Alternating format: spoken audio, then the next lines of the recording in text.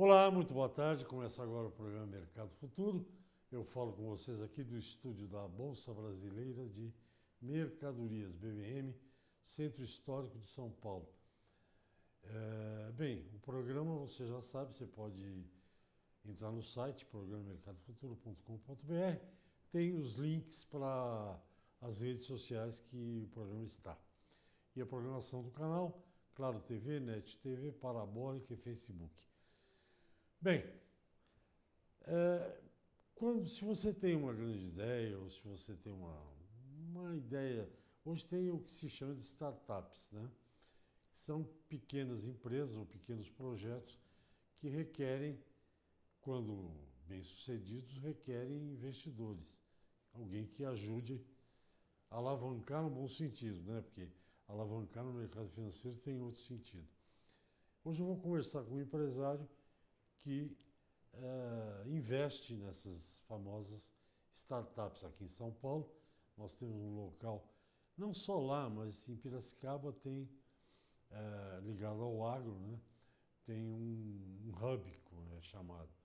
Mas eu recentemente tive em dois lugares muito interessantes, que eu acho que não é exatamente igual a Piracicaba, mas é parecido. Eu tive num lugar chamado Inovabra, que é do Bradesco, e tive num outro recentemente, Cubo, que é do Itaú. Acho que também tem startups e tal, mas vamos saber por que o investidor, como é que ele faz para investir numa ideia ou numa pequena empresa.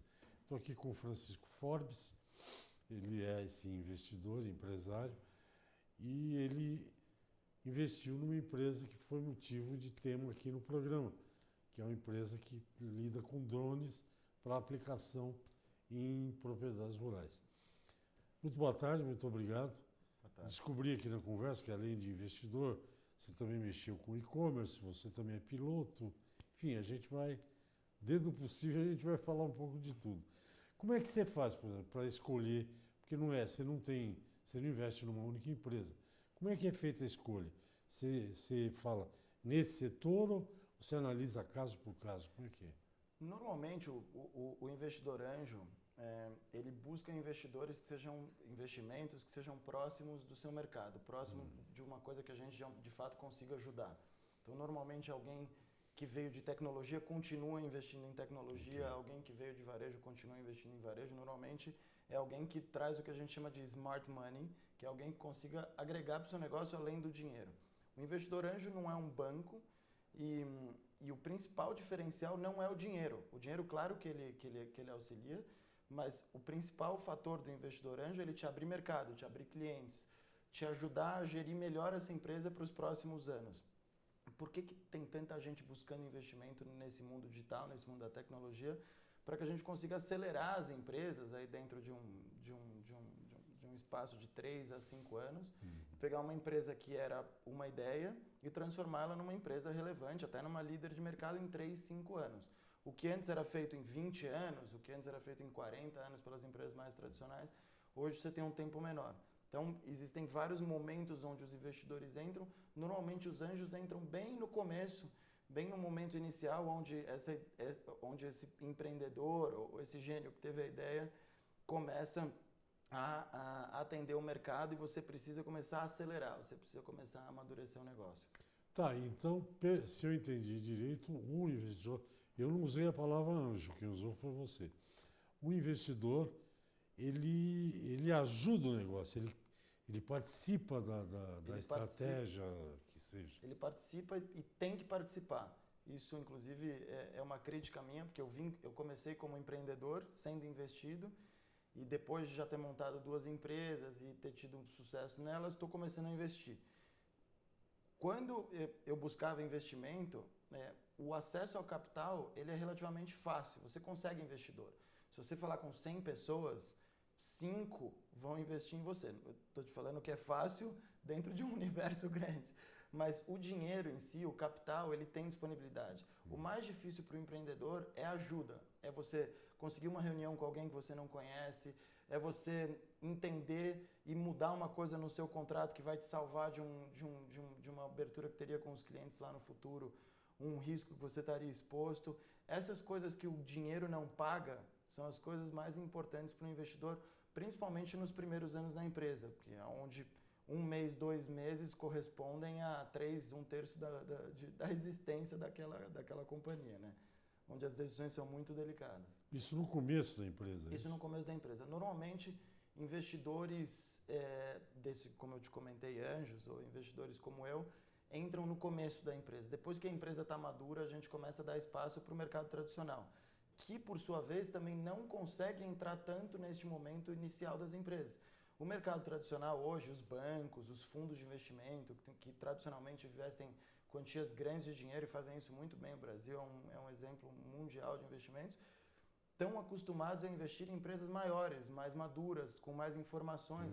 Eu faço investimento em empresas que não têm balanço, que não têm lucro, que não têm modelo de negócio, que a gente acha que é uma boa ideia, que a gente sente que vai atender, vai responder uma pergunta de muita gente. Agora, entre você sentir e ela de fato atender, tem milhões de fatores. Competição, capacidade do empreendedor de colocar a própria questão de mercado, né? Você tem uma grande crise, está montando uma empresa de varejo, no ano que tem uma crise no varejo, é um fator externo que te acaba quebrando um negócio. Então, tem vários fatores condicionantes de sucesso. No começo de uma empresa, o capital e o dinheiro, eles nem sempre são condicionantes de sucesso. Agora, alguém mais experiente, alguém que já foi, já voltou, consiga te economizar tempo e consiga te economizar erros, né? Consiga te pegar um caminho mais seguro, vale mais do que dinheiro. Não, eu estava pensando aqui num negócio, enquanto você falava, um negócio curioso, porque estou falando da minha área, que não tem nada a ver com investimento e tal.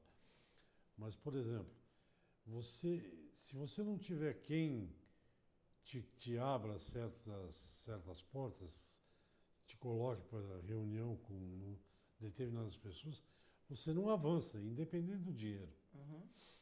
O famoso network, se você tem um bom network, o dinheiro ajuda, claro, mas ele não é essencial nessa questão de falar com a pessoa certa, é isso que eu estou dizendo.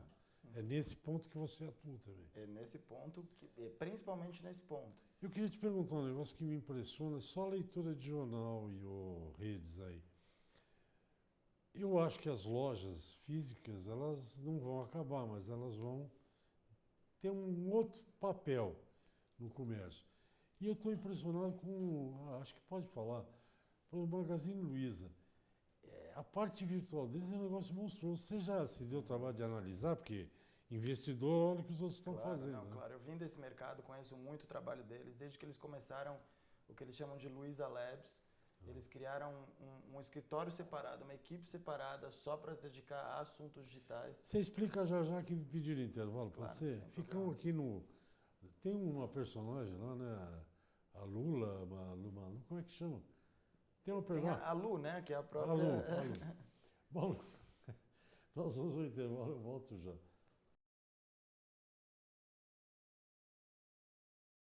Ok, o programa Mercado Futuro, eu converso hoje com o investidor, empresário Francisco Forbes, e ele investe em startup. Startup é a empresa que está começando, vai para fazer uma tradução literal.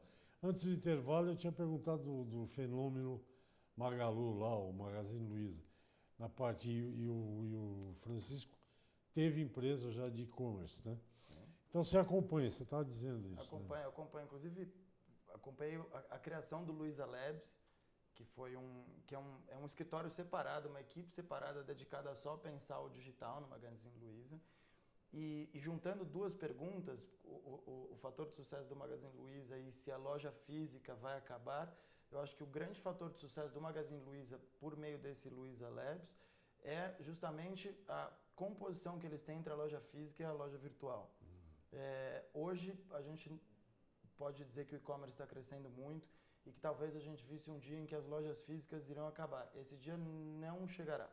As lojas físicas não vão acabar, elas vão mudar e o que talvez a Magazine Luiza faça muito bem, é um exemplo para outras redes de varejo no país, seja a harmonia entre a loja física e a loja digital. É a intersecção entre os dois, que é o tão chamado omnichannel. Você não tem dois canais. Você tem canais que se conversam, porque a pessoa, pensa bem, a pessoa está dentro da loja física vendo um produto, ela está com o celular na mão. que ela pode entrar tanto no site da própria loja onde ela está, quanto de outras lojas. Existem grandes redes hoje no Brasil que você está na loja, você entra no site daquela loja e o mesmo produto tem preços diferentes. E o vendedor da loja que está na sua frente não pode te dar um desconto e você acaba tendo que comprar pelo site e esperar por um produto que já está na sua frente, se você queria levar. Você compra na outra loja. Isso é um pequeno exemplo, mas um exemplo muito frequente, hoje ainda existe, de falta de conexão entre a loja física e a loja online. Se você viu o produto no site, foi até a loja para comprá-lo, decidiu comprar, já está ali, para que você vai mandar um produto que está lá no CD, ser embarcado numa caixa, entrar numa van, ser entregue na casa da pessoa, se a pessoa já está querendo levar a pronta entrega? Pô, mas se o preço do site é muito menor do que o da loja física, ela vai ser forçada a fazer isso. É ruim para todo mundo. É ruim para a cadeia, só é bom para o operador da logística, porque ele vai fazer mais entregas. Mas é o varejo que se mata, é a loja que mata a própria loja. O Magazine Luiza, e por meio desse Magaloja, você faz um trabalho muito bom, que é de união, né? De fazer esse omnichannel, de fato, trabalhar um para o outro, da loja física trabalhar com a loja online. E o preço único, evidente. O preço é um exemplo, mas a experiência continua. Então, você compra na loja física, você pode receber um desconto pelo site, você pode comprar pelo site, receber na física, tem todo um jogo de vai e vem, que se você tiver controle, você faz uma experiência muito melhor para o seu cliente, mais econômica para você e mais sustentável para o mundo todo. Né? Eu vi um negócio do Magazine, eles têm boa gente lá de marketing, deve ser um time da melhor qualidade. Eles fizeram uma campanha, um negócio de... Eu li num jornal. Nesse negócio de violência contra a mulher, fizeram um negócio de uma colher lá, eu meto a colher, que é um ditado popular antigo, né? Briga de marido e mulher, não se mete colher. Fizeram uma colher, eu meto a colher assim. Cara, botaram no site em 3 horas, venderam um estoque inteiro de colher. É mesmo? Eu não Coisa acompanhei de isso louco, de não. perto, mas Eu vi porque era um case, que é uma coisa tão polêmico e tão especial que em 1 hora, 2 horas acabou o estoque inteiro. Um exemplo bom de alguém que não só está vendendo, mas também está promovendo, gerando Sim, cultura. faz. Entrando de maneira cuidadosa em causas positivas. Do que eu conheço da Luísa é o tipo dela. Ela participa, ela tem um grupo, né? Mulheres do Brasil. Ela é um exemplo, né? Ela mulher conquistadora. Ela é articuladíssima. Muito articulada. Bom, voltando, eu entendi agora, que depois do intervalo aqui, você me falou que você é piloto de helicóptero, eu entendi o teu interesse pela ARPAC, né? Não é um helicóptero, mas um drone é um não tripulável, né? Sem tripulantes.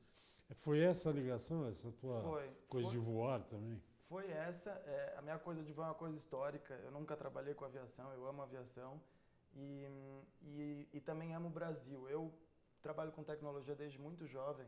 E no mundo da tecnologia a gente está muito acostumado a sentir que o Brasil está para trás. De fato ele está um pouco para trás comparado a outras culturas orientais, até mesmo os Estados Unidos aqui. Mas tem um orgulho que a gente tem como brasileiro e para quem é de tecnologia, que é o Santos Dumont, né? A gente inventou o avião, a gente revolucionou o mundo com essa invenção. E eu acho que o Brasil tem essa característica de saber fazer muito com pouco, de ser inventivo, de saber fazer uma gambiarra que funciona, né? A gente brinca que a NASA tinha que vir para cá estudar o brasileiro.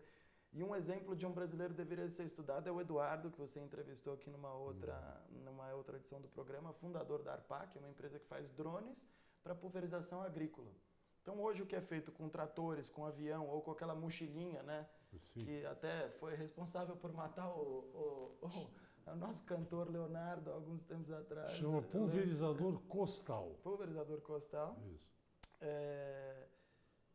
Eles ainda são a grande maioria, né? Se você pensar que a gente está em quase 2020 e as pessoas ainda estão pulverizando de uma maneira muito ineficiente, o que é um custo enorme para o produtor e é um custo enorme para a gente que come aquele produto. E para o país, porque a saúde... E para o país, porque a saúde geral acaba sendo atingida. É algo que a tecnologia resolve. Então, até um pouco antes que a gente estava conversando, antes do bloco começar, que a tecnologia ela vem para resolver questões que já existem, e não para Isso. criar novas questões. Exatamente. Então, essa questão já existe. Um exemplo que é importante a gente colocar, a pulverização por aviões, que é super comum, ela já começa a ser proibida, e já é proibida no Ceará, por exemplo, por conta da deriva que você tem. Você pulveriza aqui com um avião, cai lá na fazenda do outro lado, cai em cima de uma escola, de uma nascente, você acaba jogando esse agrotóxico ao vento. Soluções tecnológicas, como empresas como essa de drones, fazem com que a aplicação, a gente não vai mudar a aplicação, a gente não quer que você pare de aplicar, a gente quer que você aplique um mal necessário, a gente não quer que ele deixe de existir, Sim. mas a gente quer que você faça ele de uma maneira diferente, mais eficiente. O drone ele faz com que você consiga chegar nesse ponto.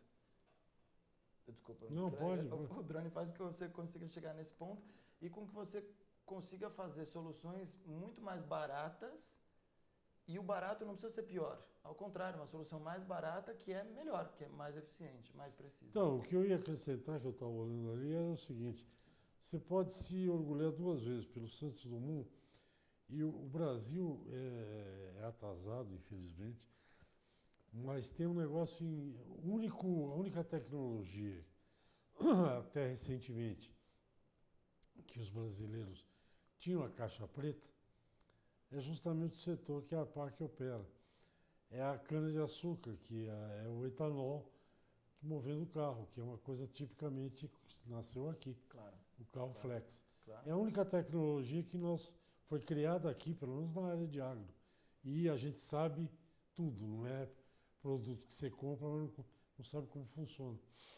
Nós temos alguns exemplos muito bons, mas fala. Responde isso a sua pergunta. Então, o fato da gente ser brasileiro, de nos permitirmos criar coisas, lembrando do nosso passado, Santos Dumont, e o fato do Brasil ser um exemplo internacional, mundial, na produção de alguns ativos agrícolas, como por exemplo a cana, que me levou a pensar, bom, o que a gente consegue fazer que a gente realmente vai ser o melhor do mundo, começando aqui no Brasil. O que no Brasil a gente é reconhecido por ser o melhor do mundo? E no agro está aí um espaço onde o Brasil é reconhecido como o melhor do mundo. E por que a tecnologia do agro não pode sair do Brasil? Pode sim, um exemplo desse é a ARPAC. Quando entrei para fazer investimento, junto de mim entrou um fundo japonês que investe mundialmente em outras empresas de drone, o que prova assim que a nossa tecnologia é relevante sim no mercado internacional. Vamos a outro intervalo?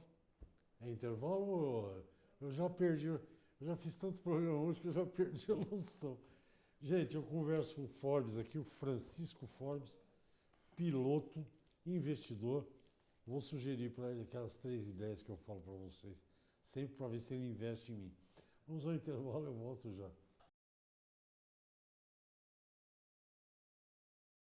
Ok, estou de volta ao programa Mercado Futuro. Eu converso com o Francisco Forbes, que é empresário, investidor, está investindo, entre outras, uma empresa que eu não conhecia, não tinha ideia, faz um drone gigante para aplicação de produtos químicos nas lavouras, está principalmente na cana-de-açúcar, mas você continua investindo, você não parou por aí. Continuo investindo. A minha ideia é fazer um investimento por ano nos próximos 3 anos. Fiz um em 2018, agora 2019.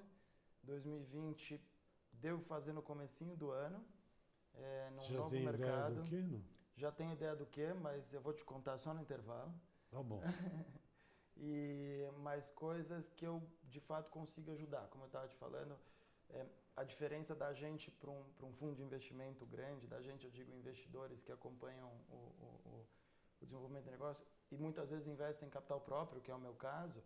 Primeiro, a gente não tem o capital que um fundo tem, então a gente não consegue fazer um investimento muito grande.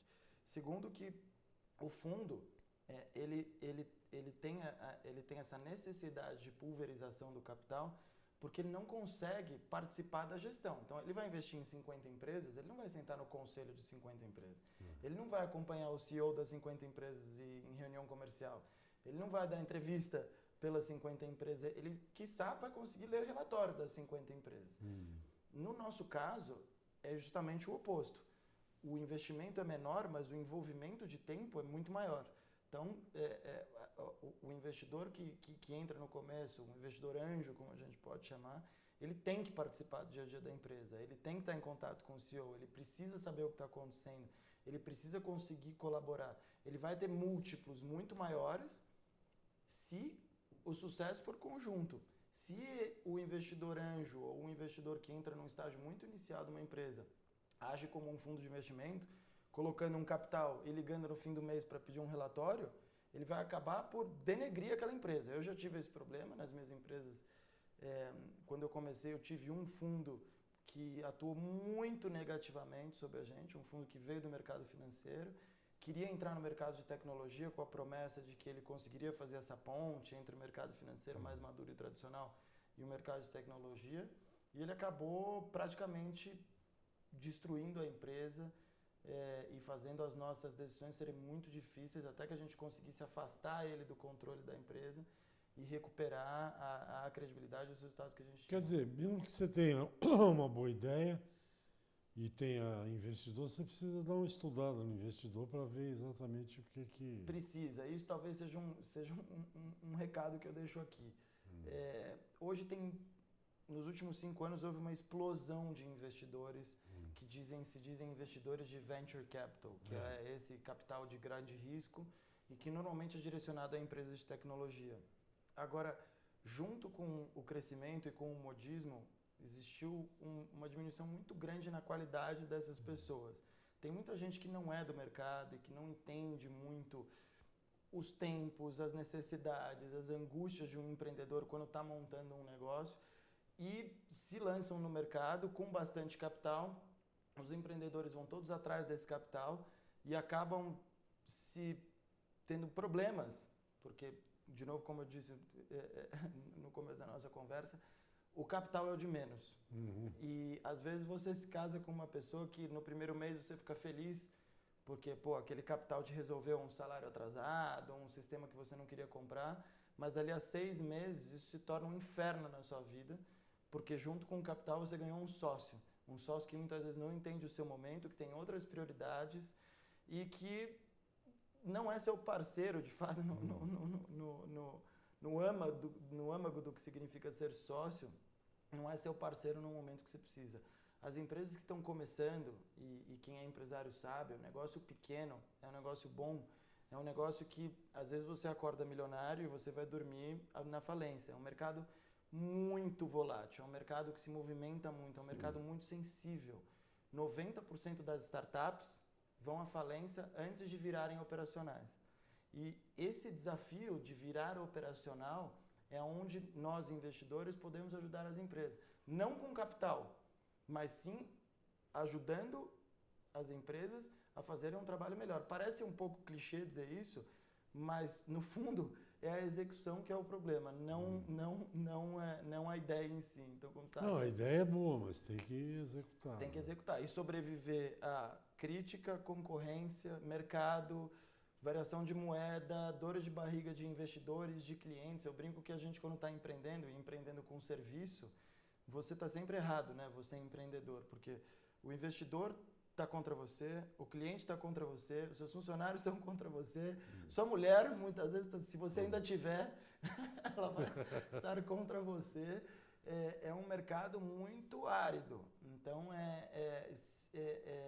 capital não resolve e não dá colo para ninguém no meio dessa aridez. Ele ajuda, mas se esse capital vier junto com uma carga de energia negativa, pressão, intenções diferentes, quando a empresa é muito pequenininha, você quebra a empresa. Você está falando, eu estava lembrando que eu recebo lá meus 100 e tantos e-mails por dia e, por exemplo, um dos últimos que eu vi, assim, os japoneses descobriram a startup brasileira. Estão que nem louco aí atrás de startup. Mas, né, quer dizer, parece que é só você levantar a mão que vai aparecer alguém para te ajudar.